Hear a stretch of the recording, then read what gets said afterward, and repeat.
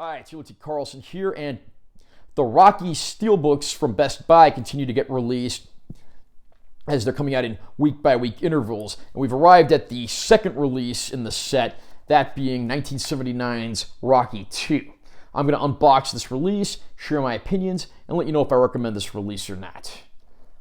There's a nice close-up of our hero. This continues the same motif as the first film, where it has black and white images, but the title in red and a few other colorized elements. In this case, is boxing gloves. I mean, ironically, with the red writing and black and white scenery, it almost kind of reminds me of Raging Bull, that other little boxing movie from Robert Chartoff and Irwin Winkler. There's the top of the backing card. There's our spine. On the back here, we have a summary of the film, legalese, credits, few photos from the movie. Under the backing card, unfortunately, they really dropped the ball here. If you're a Rocky fan, what is wrong with this image? If you're a diehard Rocky fan, you've probably already noticed it. Adrian is not present at the final fight in this movie. So this was most likely a press image they just stuck on here without really thinking it through. Inside the package, we have our digital code for the movie. We have two discs here, of course, starting with our 4K Ultra High Def disc, newly remastered for 4K. And we have our Blu-ray disc. Sadly, this is the exact same Blu-ray disc that's come out in earlier collections. It is not remastered or based on the same source they used for the 4K. Underneath, we have the artwork of Rocky and Apollo in their second boxing match together.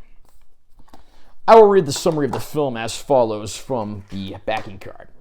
The rematch of the century. After club fighter Rocky Balboa goes the distance with world heavyweight champion Apollo Creed, boxing fans clamor for a rematch.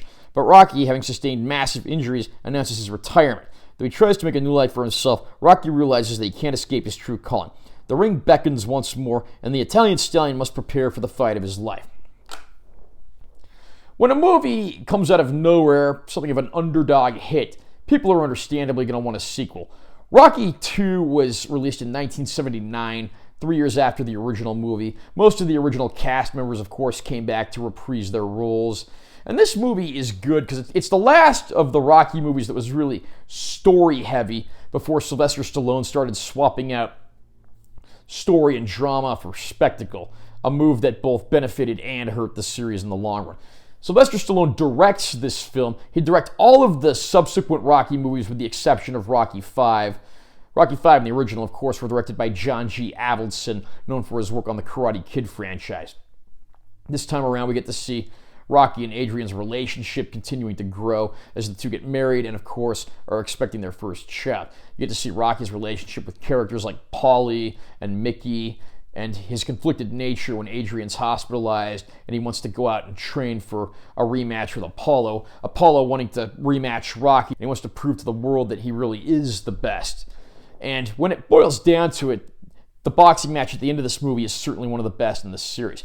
But I like this movie more for its grounded, dramatic elements. Like when Rocky starts running out of prize money from the fight, he has to go around and look for an everyday job.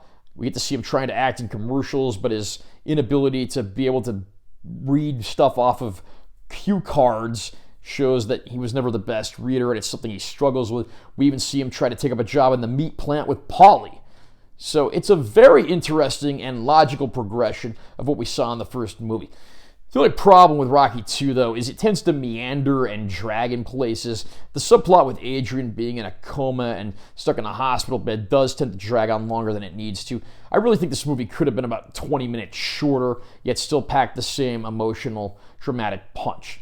Overall, there's certainly more to love about Rocky II than to dislike about it, and I do have to say the boxing match at the end is one of the best in the series, and of course it paves the way for Rocky III, where we really start to see a different side of the character who's no longer a bum living in the Philadelphia ghetto. But like I said, also subsequent movies sacrificed drama for spectacle. Sylvester Stallone has even said he kind of ran out of more dramatic ideas and wanted to focus more on the boxing and the fights in subsequent movies. Again, that both helped and hurt the series, as we'll see in some of the upcoming reviews for those later films. I'm happy to say that Rocky II looks absolutely gorgeous in 4K. Unlike the original Rocky, Rocky 2 never got a remaster on Blu-ray. It was just the same Blu-ray transfer through and through on every release. That's true for the subsequent sequels as well. But Rocky 2 looks absolutely fantastic. It's still got the natural, gritty, grainy look to it, but it had a much bigger budget than the original film, so understandably, it looks a lot better in a lot of ways as well. That extra little punch from the Dolby Vision really comes in handy, and you do get that nice uptick throughout. The movie's always looked somewhat muted and not overly colorful, so it stays true to the source, but it's also a nice, substantial upgrade.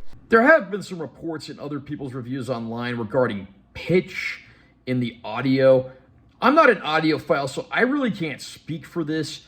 It sounded fine to me, but you might want to hold off and just see if Warner Brothers does a recall, because obviously you want to get the best version of this film possible. And if there are going to be any corrections, I would probably hold out for those.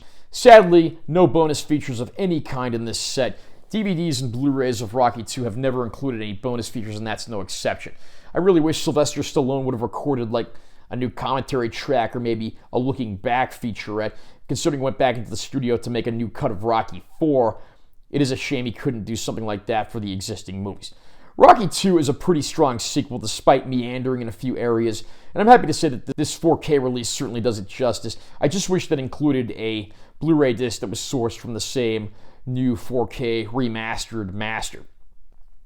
Are you a fan of Rocky 2? Where would you rank this in the series? Do you think it's one of the better Rocky sequels? Do you think it's one of the lesser ones?